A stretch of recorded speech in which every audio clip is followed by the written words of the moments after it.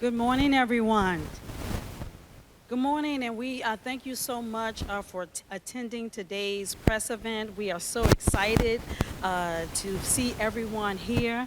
My name is Dr. Shanae Brown, and I am the Chief Education Officer for the Mayor's Office, and we are excited about today's gathering. Today's gathering is a clarion call for the most important issue that I think that's on the table, and that's our children, right? And so let's give it up for our children and just applaud the work that we're all going to do together. As you know, we all have been dealing with and reeling from the impact of COVID-19. We don't talk about it, but if we're honest, it is the data that speaks to the things that we're struggling with. We don't talk about mental health and things like that, but today we are gathered because our children need us. Our children need us in a way that will lay a strong foundation for who we expect them to become, who they were called to become. And it is fitting for adults to gather around the needs of children. And today we are gathering around the needs of children. And today we're putting literacy at the forefront, just as important as anything in the city. As you know, the Mayor, Ras J. Baraka, has declared that we're going to be a safer, more educated, and a more green city. And as we do that, we always are putting our children at the core. We're putting our children at the core when we fix this lead lines and things like that. And so literacy is just one way that we're going to say, you know what, the same way we made this an urgent issue and met the task, that's exactly what we're doing today. We are calling you all together for collective impact, to impact the most precious inheritance we can get, our children. And literacy success is attainable. Before we get past that, can you say it with me? Literacy success is attainable. Come on. Literacy success is attainable. We do not accept failure. Our children, and failure just doesn't even feel good, right? But we believe literacy success is attainable, and I'm so glad that the mayor had the vision to call together a brain trust to talk about the urgency of literacy and to get the brilliant minds together, because there are some brilliant minds in Newark, and the collective genius is phenomenal. Get the brain trust together and say, what can we do around literacy? And I want to tell you that the 10-point plan that we're going to introduce today, you might see some things that you've seen before, but it's about not working harder, but being more efficient. We found research-based approaches to fix the literacy problem, and the mayor is going to talk about the urgency of literacy and reveal that 10-point plan that we all can do together. Anything we do together, we're going to do well, right? If we're divided, it's going to show in the data. So I'm glad that today is really a show of unity, to say we believe we can do this together.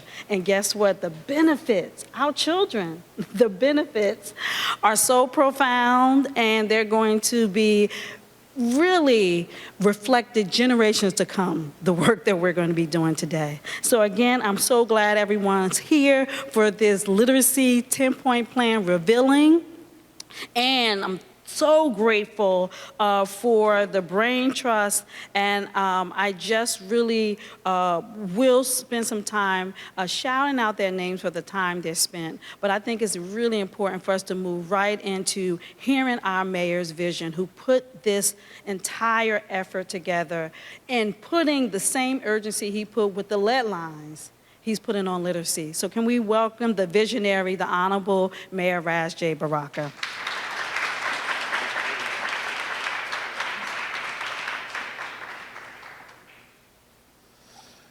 Thank you, Dr. Brown. Thank everybody for coming out, all of our partners that are here this morning. I think she jumped the line, but you know, it's all good.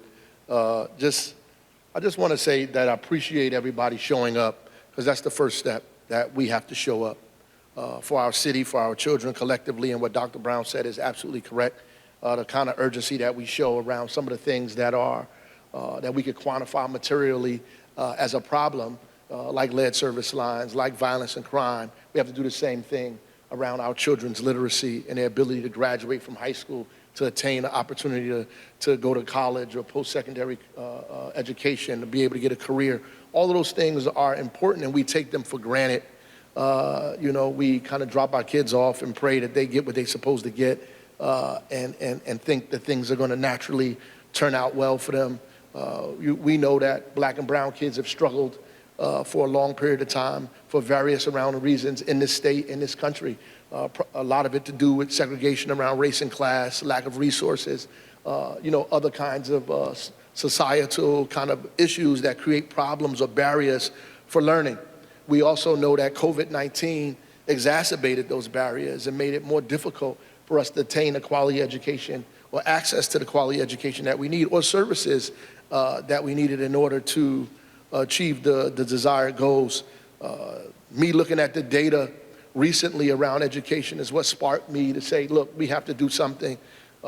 We were recognized by President Obama, for the work that we were doing around violence and crime in the city comparatively to other cities across the nation. But one thing that stood out in that comparative analysis around the nation was that there were areas that we weren't doing so well in, and one of them was making sure that all of our kids were reading on grade level by third grade. And when I looked at the data, we were at about 19%, which kind of speaks to some of the other issues that we have.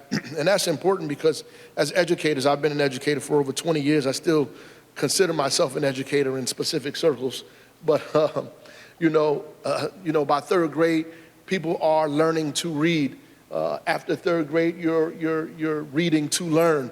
And so if you don't know how to read by third grade, you're going to have a difficult time thereafter. And so the predictors say if you don't know how to read after third grade, the likelihood of you dropping out is higher.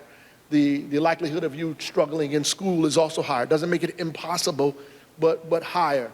It's more probable that you might drop out from school. It's more probable that you'll have a difficulty in middle school, in high school, and maybe not attain any secondary opportunities at all, which adds to a myriad of other issues that we have in the city. So while we're focusing directly on issues like violence, on issues like unemployment, on issues around housing and other those and issues specific to that, we have to focus on literacy, because I think focusing on literacy helps us with those other issues, right? And we spend a lot of money on the back end without spending money on the front end. We spend a lot of money, trying to mitigate the problem as opposed to trying to abate it. And I think dealing with literacy will help us. This also means that we are specifically, deliberately, and more heavy-handedly are going to be involved in educational outcomes of our children in this city. So I also want to make that clear as well, that our desire to bring everybody together rests on our need to make sure that our kids' scores grow, or their ability to read is higher than it is in the present state. But it also means that by hook or crook, we have to be together. What Dr. Brown said makes complete sense, and it's what I've been saying for a long time in the city, that everything that we do together, we do well. And when we are divided, the data shows clearly that we can't get together around those issues. We were able to solve the lead service line issue because we got together collectively, because everybody was on the same page, because there was no bickering, no op-eds talking about each other, nobody pulling each other apart, no back talking. Everybody was in the room, in the back rooms, the front rooms, the side room, the living room, and the kitchen, trying to figure out how to get this thing accomplished. And we're going to do the same thing around literacy. If it's the last thing we do, we're going to make sure that these literacy scores in the third grade specifically, because that's what we're concentrating on, are better than they are. And before I name what they are, the last thing I would say, while the school district has a weighted responsibility, school district and charters, whoever is proposing to educate our kids in a professional and structured way, have a very weighted, and Newark Public Schools probably more than anybody, have a weighted responsibility here. It is clearly all of our responsibility to make sure that our kids are reading on grade level, period. It is everybody's responsibility. It's the parents' responsibility. It is the mayor's responsibility. It is the council people's responsibility. It's neighbors' responsibility. It's every nonprofit in the city that seeks to do work for our children. It's their responsibility as well. It is also funders' responsibility to make sure when they're funding programs for people that they have a component of literacy in their programs. If you're doing anything with young people, that you should have a component of literacy. It is our basketball coaches' responsibility. It's the responsibility of our soccer coaches, of our swim coaches, of our cheerleader coaches, of everybody that's doing anything with young people after school, before school, in the summertime, to have a component of literacy in anything that they do. And if they don't have a component of literacy, then they're not on the same page with the rest of us in the city. And that's something that I'm going to push, starting with us at the city first. So anything that we offer in the city with young people must have a literacy component. And if it does not, we want parents to say that there is no literacy component. And when I sent my kids to the after-school program or the summer program, there was no literacy component. Whether we giving out a book, whether we giving out an article, whether we're teaching people words, whether we have sight words up that are available, whether we're asking questions for 5 minutes or 10 minutes, there must be a literacy component in everything we do as a city, period. And I'm gonna put the same weight on funders to make sure that all of the programs that involve children must, in fact, have a literacy component to it, because I want everybody to feel the same heaviness that everybody feels that are in charge of our kids as we drop them off to school. I want everybody to feel that same heaviness, the same heaviness and weight that I feel. So the 10 components are very clear, and as Dr. Brown said, they're not anything really new. It is probably the first time many of us have seen them appear together like this. We usually charge people separately to do these things in different circles, as opposed to collectively making sure that we're all doing the same thing. So parents should be making sure that their kids, when they go to school, are being involved in some one-on-one high dosage tutoring that are embedded in the school day or after school, that there's tutoring available, high level tutoring available for their children during the school and after school. Not a special program, but embedded in the school day. 2, that books that are selected in your child's school should be reflective of their cultural and ethnic background. That data shows that books that are culturally relevant are more likely to be engaged in by children who culture they speak to. So that is very clear and specific data. It's nothing that I made up. This is clear data. 3, they need to make sure that the schools are incorporating more writing in the activities in reading comprehension. You need to make sure that there's more writing for 3rd graders, yes. More writing opportunities for 2nd graders, yes. We need to make sure there's more writing engaged in the curriculum. That's what parents should make sure that their kids are doing. And all of us should make sure that our aunties, our mamas, our grandmamas, whoever's in our family, our daughters are enrolled their children in free pre-K 3 and pre-K 4 programs, and ensure that they're actually going there. There are slots available, and they're open until 5 p.m., so there's really no excuse. You can go to work and still keep your kid there and pick them up after work. Pre-K 3 is free in Newark. You should be enrolled in structured learning environment. If you are 3 years old, you should be involved in a school. And all of us need to make sure that that is actually taking place, and that we are reading aloud to our children, or they're reading to us daily, that is happening. There's a lot of data around the time and how long. I just want to, not told Dr. Brown, we just want to make sure we say do it. Right? We're not going to put any time on it. We just want you to do it. Dad, mom, uncle, who's ever there. I don't want you to put the onus on mothers, because we talk about mama, you in the house too, bruh. So we need you to do some reading as well. We need you to sit down and read while mama doing something else. You could be reading. You could put your older son, your older sister, as the older sister in charge of that process as well. But they need to be read to or them reading to you. And you need quality prenatal care. I'm glad that we have, with us the director of our health department, Ketlin here, Alsbrook, who, is running and in charge of our federally qualified healthcare center, where you can actually go and get some prenatal health care done if you're having a problem, and there'll be a code on it.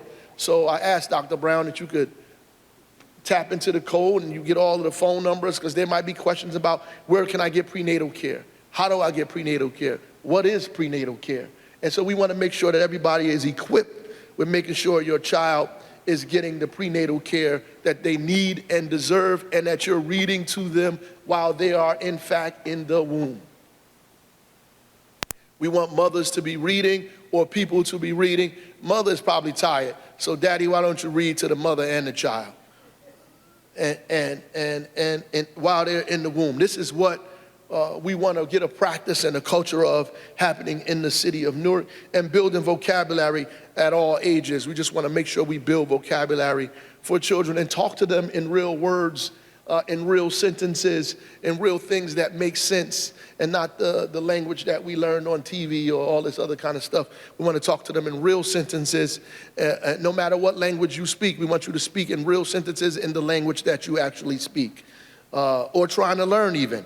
What can the community partners and nonprofits do? And that's all of us. We have to make sure that nonprofits are ensuring that all after-school programs, as I said, have a reading component to it, have some sort of literacy component to it, that they develop literacy initiatives throughout the city, that they partner with the city and other agencies to develop literacy initiatives like the Newark Public Library does, in fact, and distribute books for families to have access so they can build up libraries in their home. Data shows that kids that have books in their house are more likely to read. Kids with larger libraries have a more diversity of opportunity to read. I grew up in a household where there were books in the bathroom. There were books in the kitchen.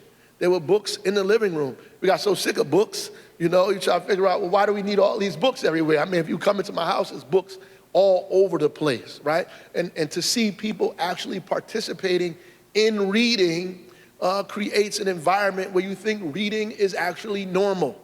And that's important, reading and writing. So we need to create environments where kids have books in their home. And not everybody is going to the bookstore to buy books because they could barely buy bread and cheese. So it's important for us, all of our nonprofit organizations who are gathering this money and getting these opportunities, to give books to families that need books in their homes, to build libraries in their house. I was privileged to have library in my house and have a library card, and I come down to the library as a child, right? And so everybody may not have that, and so our job as a community to make sure books are available. That's why the city of Newark, with the Newark Public Library, with United Way and other organizations, we get books and put them in kids' homes. We give away books as much as we can, and we need all of the nonprofits to do the same.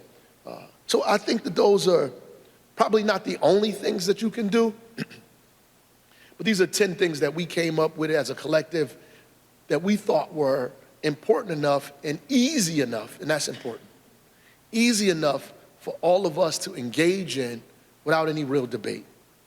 Like, there's no debate. We don't have to have an intellectual discourse about the 10 things that we put on this piece of paper that we're going to splatter all over the city, that we're going to put on billboards, that we're going to make a campaign, a literacy campaign in this city to get us to read more, that we want to put it in the school system and all of the structures that exist in this building and institutions that exist, in this city where we're educating children. We want to put those up. We want to put them at bus stops and bus shelters. And we want folks to engage our community with this regularly. So no matter where you find yourself, we want you to have access to these 10 steps and be able to share with the community. These are the 10 things that we're doing collectively. Not the mayor is doing, that all of us are doing, because that feels differently. In fact, it is different. It's not something I'm doing, it's something that we're doing, right? We're doing this collectively because the outcome impacts us all. The outcome impacts all of us. So it will take all of us to get this done. Lastly, we make that cliche, it's not, we turned it into a cliche, it takes a village to raise a nation. But today we actually putting that into practice. We're making our word, our bond here today by saying we're going to be a village again, despite all of the obstacles and deliberate opportunities and institutions that try to destroy and break down our village. And so we respond as a dysfunctional, disjointed community trying to get our kids to do something that we can't do collectively. Today we're going to be a community, and we're going to show our children that we are actually a community. Despite our differences, that you live in a community of people that have decided that this is important to us collectively, and we're going to do everything in our power to make sure that in fact it's engaged upon. So I want to thank you again for coming out, and all of the partners that are here, and Newark Public Library for hosting us as well. I think the director is coming up. Are you going to come on? You come up and introduce him properly. Yes. Yeah.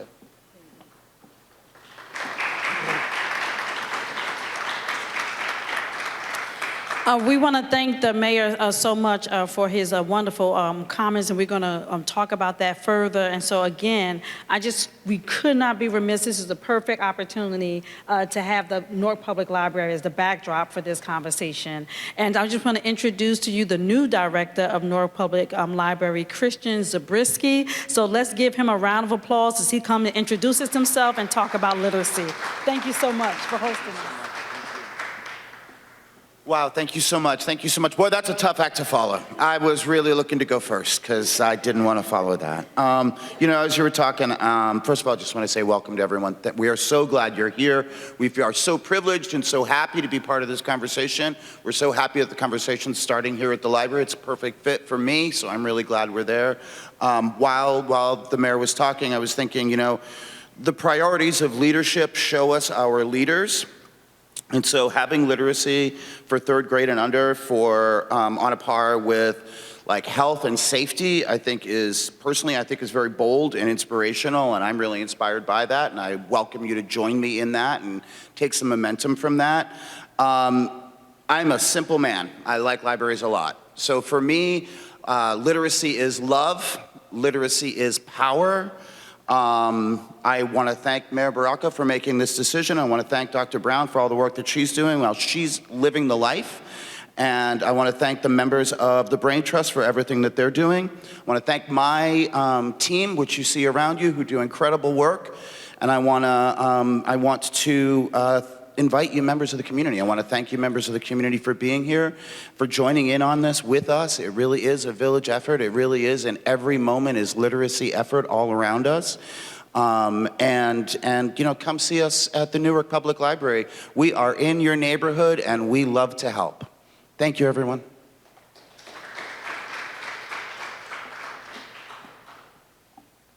Before we have the next speaker, I want to take the time to just thank the people who the mayor called on to actually put the efforts and the idea and the work that they're doing collectively into one document. So I just want to give a shout out to the Brain Trust for being exactly that, convening, putting time in, and putting their best strategy forward. And so I just want to shout out their names. We want to thank Caitlin Alsbrook from the Human Health Services. She's from the mayor's office, the director of the health services, which is important because we are going to be talking about prenatal care. We want to also thank the superintendent of Newark Public Schools, who couldn't be here, but he had an emergency. But we want to thank Superintendent Roger Leone. He also participated in the trust. We want to thank Mark Comansanyas from My Brother's Keeper. We want to thank Dr. Lauren Wells from Creed Strategies, Ronald Cheselin Battle from the Newark Trust. We want to thank Khalil Nasruddin from South Ward Promise Neighborhood, Janae Wingfield from Rutgers and the Urban Education Department, Justine Ashanti from Brick Education South Promise. neighborhood. I'm sorry, my voice got away from me. Dominic Lee from Brick Education, Southport Promise Neighborhood. Karen Dunn, the director of United Way, My Very Own Library. Dr. Mary Ann Riley she's the assistant superintendent from Newark Board of Education.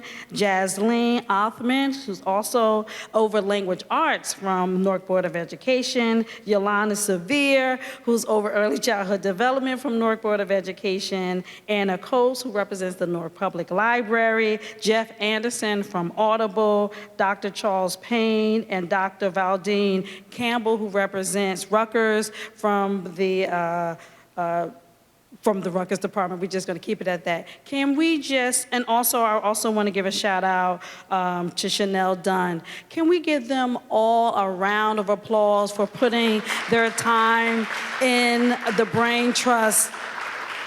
And all of that information will be detailed in the brochures that will be published. And as the mayor said, we're also going to have information that's actually put out. I just want to make sure that today is about knowing what those 10-point plans are and to understand that this is not just fly by night.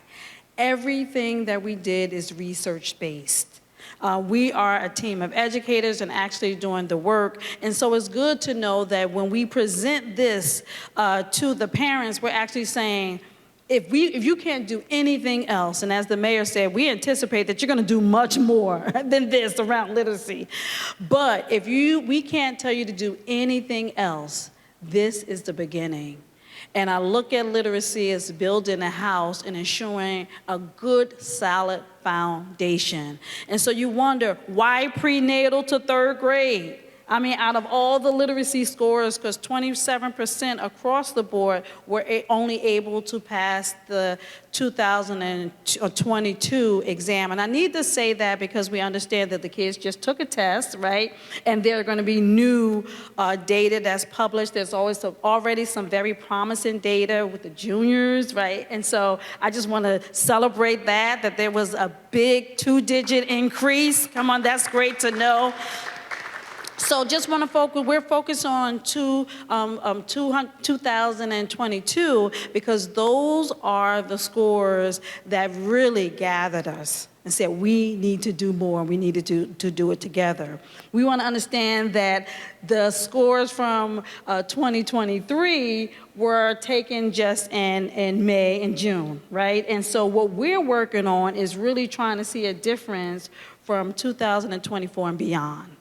I really want to put that out there because we don't function in numbers. And we're expecting this to have serious incremental growth for those students who are struggling and definitely ensuring a good foundation for young people that's just coming into the world, right? So we don't have to, as the mayor said, play cleanup, right? But more preventative care, if you would, to make sure that. So I just want to really, we're going to talk about the 10-point plan a little more, but I also want to make sure that we introduce the assistant superintendent who's here for Superintendent Roger Leone. We want to invite Dr. Mary Ann Riley to come forth in the superintendent's stead. And so let's give her a round of applause.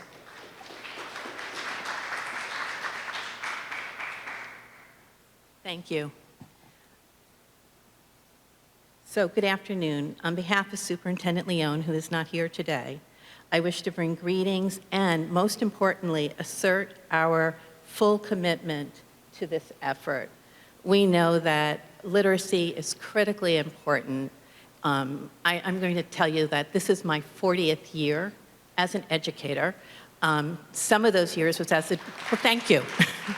Some of those years was as the director of literacy for Newark Public Schools. And in fact, I began my job probably around the same time that the mayor began his job as a beginning teacher. I think at Warren Street, if I'm not mistaken.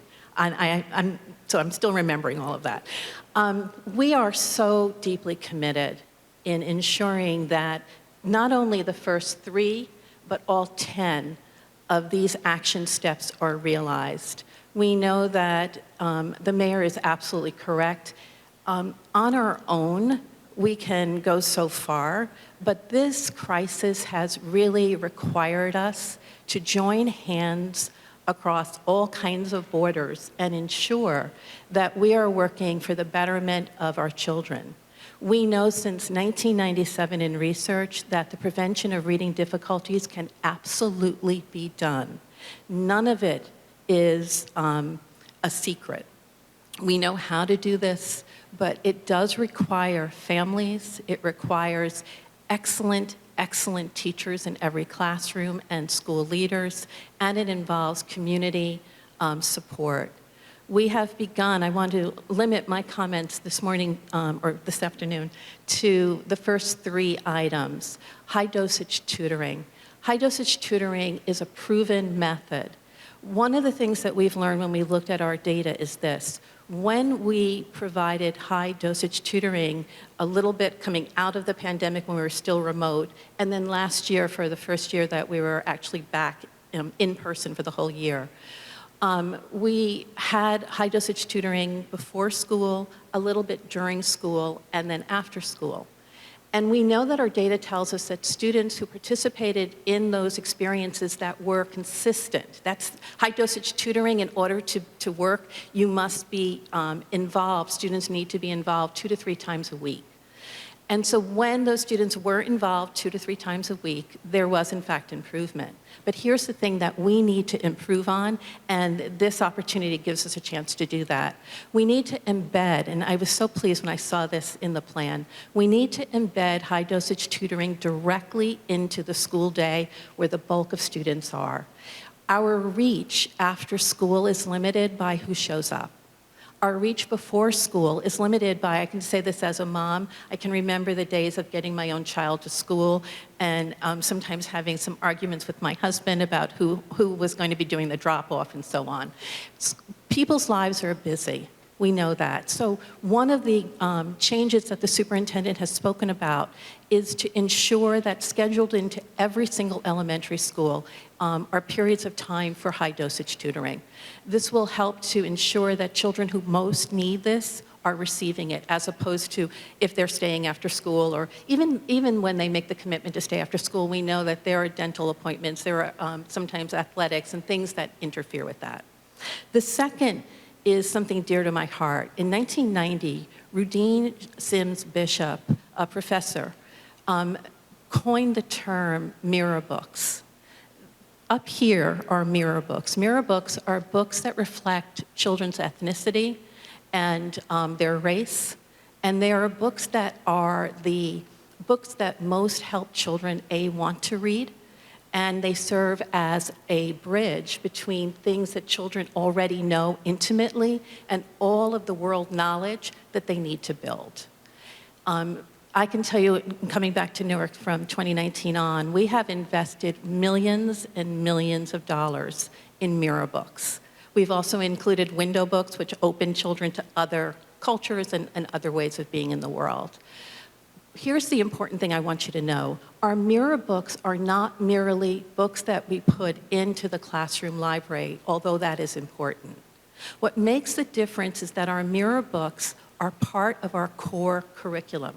So it means that every day children are not only seeing themselves in the materials, but they're seeing themselves in the materials in relationship to the knowledge they are building. That is important. We will continue that commitment and continue. I know the superintendent will say there's nothing I like to do more than to spend money on books. We will continue to do that, as well as to help support some of the later points in terms of the really important building libraries in homes. We know that there is a direct connection for increased literacy as a result. The last is an initiative that as a former English teacher, the teaching of writing was absolutely essential. In Newark Public Schools a year ago, we began a multi-year contract with the Writing Revolution. The Writing Revolution is an organization that entire work is to help school systems like Newark Public Schools to become excellent at teaching writing. This is paying attention once again to things like grammar, paying attention to sentence structure and paragraph structure, so that the children can in fact do the important work of summarizing and writing critically. Newark Public Schools is absolutely dedicated and committed. Our Board of Education, our teachers are ready, our leaders are ready, we are ready, Mayor, to join with you and the city on this initiative. Thank you.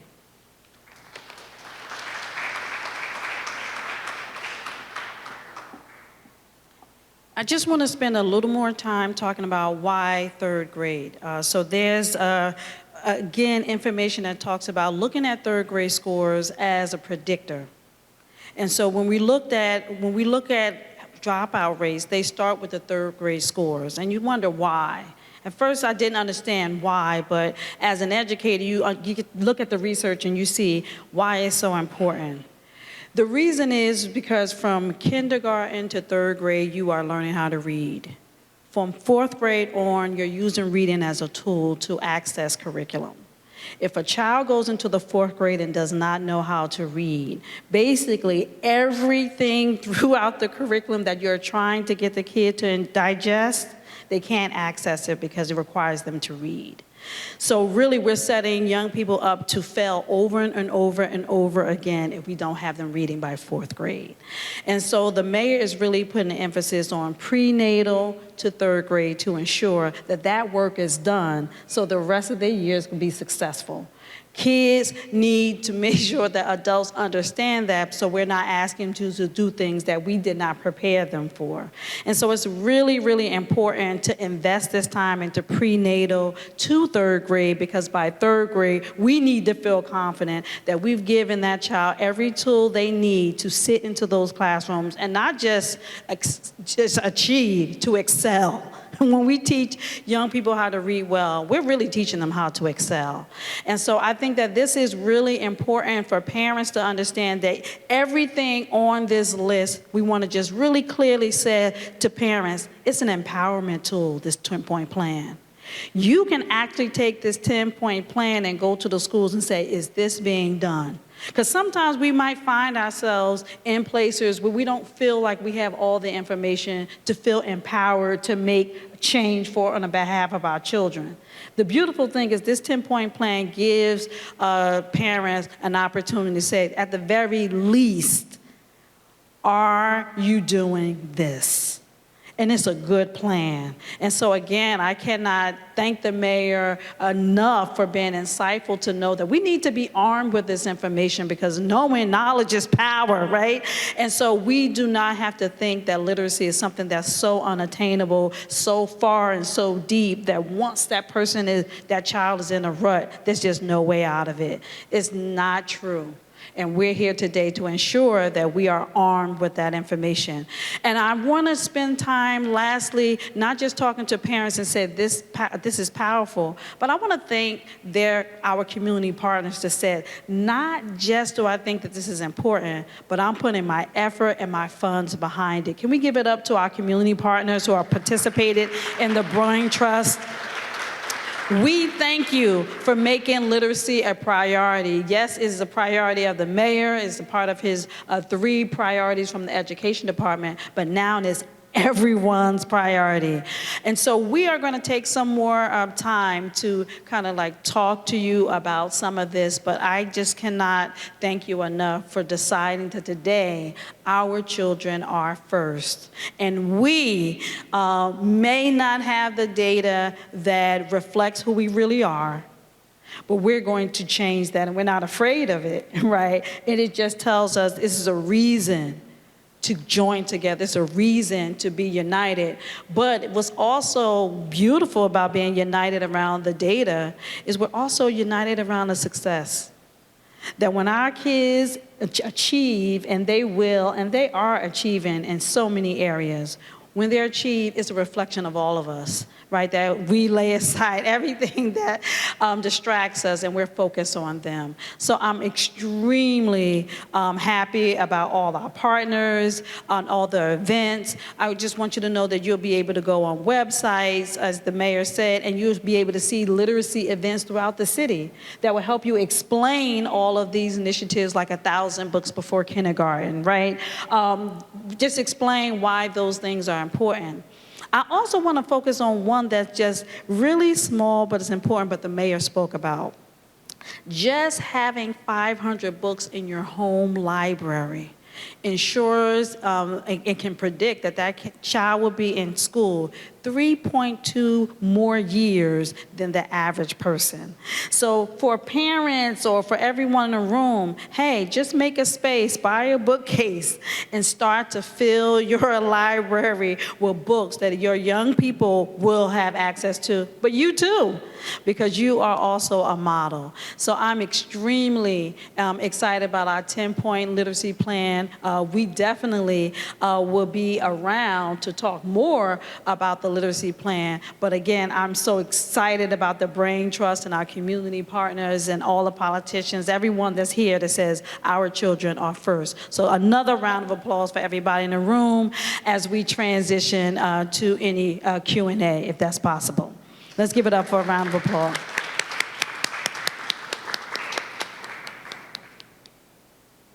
All right, so at this time, we're going to actually send a mic around, and so if there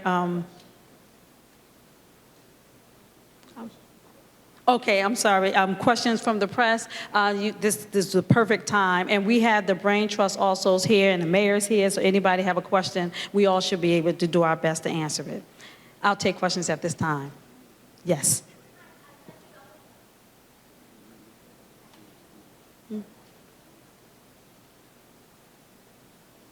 Testing, testing, there we go. All right. Jessie Gomez with Chalkbeat Newark. I just have a question in terms of schools and what schools can be doing. Is the curriculum going to change with Newark Public Schools? Will it be influenced by the science of reading? And is the city going to oversee the district's tutoring efforts? Thank you. Thank you for the question. So the district's curriculum is not changing.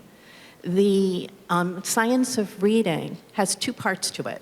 The first part deals with what most people speak about, and that's phonics, building phonemic awareness in phonics. We have invested in two products. One is Foundations. It is, if you know the science of reading, I see you nodding, so you know, it is an important product. As we are sitting here right now across town at the Bolden Center, 80 kindergarten and first grade teachers are on their own time coming in to learn more about that product. Our goal is to ensure that teachers are ready in the beginning of the school year to enact that really important piece. But here's the thing you don't want to forget. When we talk about the science of reading, and this is why our curriculum is not changing, our curriculum is invested in the Amistad Act and the Amistad work. That is the knowledge building piece. It is insufficient to simply rest on phonics. We want to absolutely make sure that children can decode and encode, but we also want to make sure that children are building important knowledge, and they're using that reading in order to do that. And so we will be continuing with the actual knowledge building curriculum that we have, that I will also just tell you, this is pretty exciting, that was just vetted by the Council of Great City Schools. I was out in Portland with another colleague of mine to present this past week, and they are a full partner of ours, fully supporting the work that we're doing. So I thank you for your question. And actually, I don't think which is why we didn't get all detailed about it. I don't think what we're asking requires a great curriculum change. We're asking people to provide tutoring that's embedded in the school. We're asking them to use books that reflect the culture of the children that are there. You know, when we talk like that, it also reminds me of the folks around the country who try to ban books because they believe the book itself is the curriculum. The book is actually a tool to access the curriculum, and it's not the curriculum. In fact, it makes it easier for people to access the curriculum that you're trying to give to people because it is more attainable to them, right? As was stated, you use past knowledge to learn new things. And sometimes we don't even have the past knowledge, those past experiences. And reading is an opportunity for us to get those experiences so that we can access new information.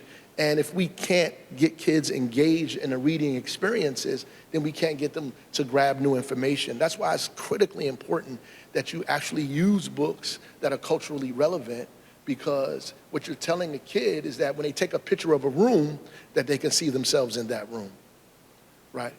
And that's so most of these things don't require, well, none of it requires them to change any curriculum at all. We want them to write more, to do some tutoring, and use books that look like the kids in their classroom. And I think all of us will be overseeing it collectively. So I'm not going to be like down at the 2 Cedar Street or wherever you're at now. I mean, I'm old. I'm talking about 2 Cedar Street. You ain't been there in a long time. Be down there, telling people what to do. But ultimately, collectively, we are going to be on top of this, without question, monitoring what's happening.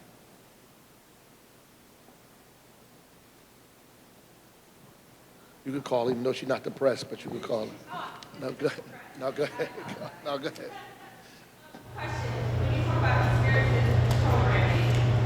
experiences in programming, has there been any thought or part of your thinking where there are those reading groups like, how Ware has his book club and Social Knowledge has their book club, Women has their book club, book clubs for Black age, like third graders, and incentivizing them in some capacity to have those reading groups? That's great. Actually, there's a section in the parent groups that really talk about asking questions. And so what you need to understand that even though it's broken up and what schools should do, what communities should do, what parents, it really is kind of overlaying one another and everybody can participate. Developing book clubs is actually a great way to ask questions and get young people to think about literature. The Mayor's Book Club actually does that for different grade levels, but anyone, especially community groups, school groups, parent groups, I mean, we organize play dates all the time. Why not even decide, hey, let's just get a book and bring young people together, and we have a play date around really just talking about the book. Embedded in the plan are very simple questions that's accessible to all people. Make a child do a prediction based on support that actually took place in context clues or things that took place in the book. That can be done on any level. Like, what do you think Roger Rabbit is going to do? And then basically have the child look at what already happened to do a prediction. The reason why we're putting questions like that and arming people with the questions so book clubs or things like that could be had is actually a skill on a third grade test, where they have to read something, maybe they're trying to figure out a vocabulary word, or maybe they're trying to figure out something about the character. They have to literally go back in the text and pick the supporting details that best supports their prediction.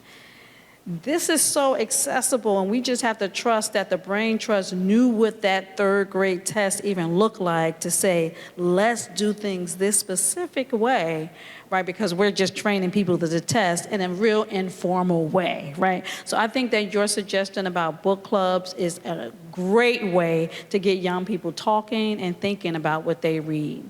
So thank you for that question. Yes.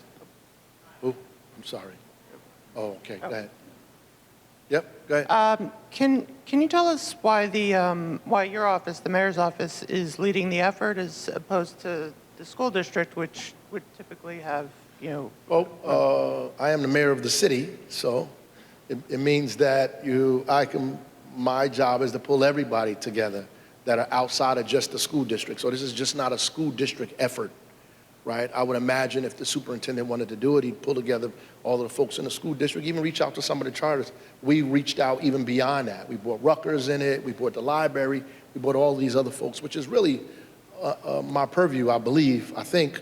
So we brought everybody together under that banner, to make sure that this happens. And I think when we elevate it to that level, it also suggests the importance of it, the urgency of it, right? It's at a level where we believe that this is urgent for all of us to be engaged in immediately. The superintendent can't tell the city of Newark after-school programs or soccer league that they have to have a literacy component. He could suggest it, but I certainly can tell them that if you're having soccer in our city, that you have to pass out a few books. That's something that I have the authority to do and will.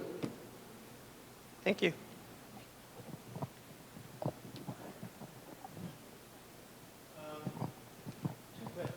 First is, the dry one. Is there a dollar figure attached with the plan, or as the part of the council's role, are you going to ask them to provide Well, any funds to? We haven't kind of quantified what the dollar amount is. Obviously, we're going to spend money. We buying books.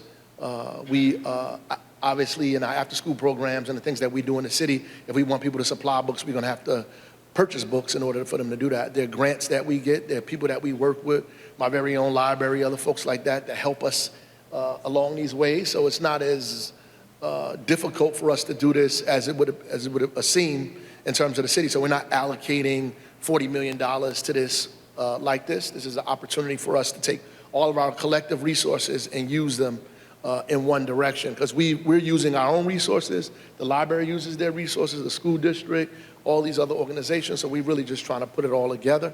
And I think as we move this thing forward, there may be opportunities where we begin to think that there's something that we need to invest in immediately and begin to do that, like prenatal care, getting kids engaged in school. We already have schools available. The problem is people aren't putting their kids in them, right? They're already spaced. There are seats that are available now for kids to be in those classrooms and those seats. The parents aren't doing that. They don't have access, or maybe don't have the information. This energizes that, right? It lifts it up to a level where everybody is talking about it, where parents begin to think that they must put their kid, the same way you think you have to put your kid in kindergarten, we want you to think that you have to put your kid in pre-K 3. That's exactly what it is. When everybody graduates from middle school, they automatically know that they're going to high school. There's no question asked about that. People know this. They already are talking about in the 7th grade what high school they're going to go to. We want parents at 2 years old, while their kids are 2, already having a discussion, where's my kid going to go to school at 3? That's what we want. We want to create that environment in the city. And I don't know if it takes a lot of money, but it might take us marketing. We're going to have to put some money in marketing and all the other kind of things that we want to do. We have not quantified that. And if we come up with a number, I'll make sure I'll call you and tell you what that number is. And so you can help us with the council to get it approved. The second thing, Mayor, can you, I don't know how long it's been since you were in a classroom, since you taught. You taught history, is that right? I taught middle school and 5th grade. I taught literacy, actually. Okay. English. That was when you had to teach English and history, and the other teacher taught math and science, and the kids moved from place to place like that. So, can you think back and recall any instances when you were trying to teach about a history, for instance, but you could tell that your students really couldn't read the material? And what was that? And what was that like for you? And how'd you react to it? I mean, a few times. You know, if you're a school teacher involved in education, you're going to run across children that are difficult in many ways, that have problems accessing learning or accessing the information that you give them. And so you have to create different opportunities to allow them to engage the curriculum. So you have a universal design that gives people the opportunity to engage the curriculum where they are. Right? And so you have to be creative as a teacher to find access points for children. And some schools get other teachers and put them in a classroom. We didn't have that luxury when I was teaching. Back, I think we had horse and buggies then. No, we had when I was teaching. So at the end of the day, you have to figure out or create a lesson design, a lesson plan that engages kids on multiple levels, which is very difficult. That's why teachers, I appreciate the work that they do, because you're asking teachers to take kids who might be 2 and 3 grade levels behind and put them on grade level in 1 or 2 years, maybe 1 year. It's very, very difficult to do. You have to have excellent teachers with an incredible curriculum design to be able to do that. And so it does feel, you know, it's overwhelming sometimes and depressing if you're really into it. And so you try. That's why these books that were talked about, mirror books, are incredibly important, because once you get a kid to appreciate learning, you can't turn that off. So literacy early on will also clear up a lot of time, save teachers a lot of time doing those kinds of things. Oh, absolutely, it will. It would make it easier. Like Dr. Brown said it, it gives the kids a fair chance to access curriculum on every grade level that they're in. It gives them a fair and open chance to be able to do that. Now, it does not guarantee it. It depends on what school you go to, what teachers you have, so forth and so on, but it gives you a fair chance. And that's all we're asking for. And there are a lot of barriers in our community that make it very, very difficult for kids to get a fair chance to have an equal and equitable relationship with the curriculum that everybody else has, right? And so we have to clear up those barriers. That's why the mayor has to call this, because some of those barriers don't emanate from the school district. They don't originate there. They come from structural issues that have to be removed and handled by a larger group of people that includes me, right? And so we have to move those things out of the way, at least identify them and move them. Like prenatal care has nothing to do with the school district, though it is something that we have to take on because parents have to get quality health care while children are in the womb. Why? This is the most important developmental stage in their life. And if they're not getting the nutrients and the things that they need at that level, it will most certainly affect their ability to access information or learn, as they come out of the womb, as they grow. So it's important, and people take that for granted, but it's very, very, very important that you're getting quality health care in a place where you cannot even get a primary care physician, where the hospital is your primary care physician, and Black and brown women, health care, prenatal health care is probably the worst in the state, where death is a result where birth is supposed to be one. Mayor, and a lot of the things that you're saying, you talk about parents. How do you actually get parents excited about signing up and wanting to be a part of that? How do you get them engaged in your philosophy, your dream, and what you imagine could be like a perfect environment for their kids to learn? I think we all have to talk about it, and honestly, I think they already want to be involved in it. I don't think that parents are going to be opposed to putting their kid in school by the grade 3. I think a lot of parents don't have the information. They don't know where to go, right? They think that, who's going to watch my baby while I'm at work? All this other kind of stuff. All these issues that we have to figure out and tell them, like, there's possibilities for you to put your child in it. And I don't think it's second nature, right? The same way I talked about people automatically believing that I have to find a school for my kid once they turn 6, right? Once they get ready to kindergarten or first grade, I have to figure out what school they're going to. That has to be what the discussion is, right? In other people's communities, people are putting kids in structured learning environments at that age, right? Because they have access to that information that's telling them that's what they should be doing in order to get better outcomes for your children. That information is not readily available for our parents, and so we have to make it readily available, and all of us have to talk about it in the same way, right? To make them understand the urgency of making, look, the example is, I have a 3-year-old. He's in school, and all of his friends are in school, and all of my wife's friends who have kids at their age, they're in school. In fact, some of them, or most of them, are in the same school. Why? Because they talk to each other about the schools that they're putting their kid in. So if I have a conversation with a friend, my wife has a conversation with a friend and says, listen, we're going to this school. Oh, I'm going to take my kid there as well. They're having conversations about schooling at 3 years old, right? Those are the conversations that we have to make normal. Normalize those conversations in our community, in the circles that folks are around, where that's a regular conversation and not just like happenstance. Yeah, go ahead. Some of that work is already being done. A lot of our community partners, especially the Newark Public Library and different things, they're creating these literacy events where parents come and obviously they get free books and things like that, but we're also teaching how to do some of it. For instance, coming up August 9th, we're having Reading Under the Stars. It's an annual city event where we read and have this whole wonderful, everybody has their seats out and we're reading books and giving out books, and we have authors to come and read their books. Those are the type of events that's already happening. But what the library created was 1,000 books before kindergarten. And so what it is simply a tracker. And so we incentivize all the books that the parents read to their children. They put in their tracker, and then during the event, we kind of celebrate that behavior. So we're kind of incentivizing, celebrating that behavior, and really having events where we're actually teaching the tool. For instance, the August 9th event, the 10-point plan will be available. How to log into 1,000 books before kindergarten will be available. And so really instructing the parents, well, I hate to say instructing, but showing and offering promoting a strategy to parents, because you can actually do this without the 1,000 books before kindergarten. You don't need us to do that. But those are the things we're doing to incentivize it and normalize it and make it a culture, a Newark culture.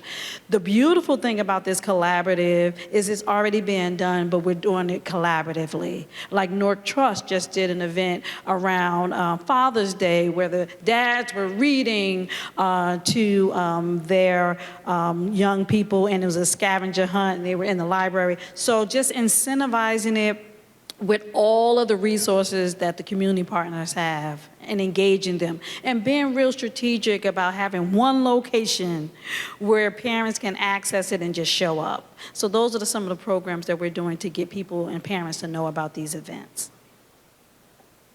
And that's, I mean, I think we're getting the cue, but that's also in terms of the events that we do. We are beginning to tailor some more, as was said, you know, to younger kids. We didn't in the past have programs for kids at that level. So now we have Tubman for toddlers and programs like that where we're bringing kids to the museum at that age and bringing them Harriet Tubman, the monument, and beginning to read to them and talk to them. So we're going to have more city-based events that are focused on that age group that we're talking about to get parents and kids more engaged in cultural activities around the city that we can read to them and present to them at the same time. So, you know, I want to again thank everybody for coming out. I'll be here. I know there's a few questions probably people have, so I'll be here for a little while, but appreciate it, and you'll see more of this and more of us. Take care.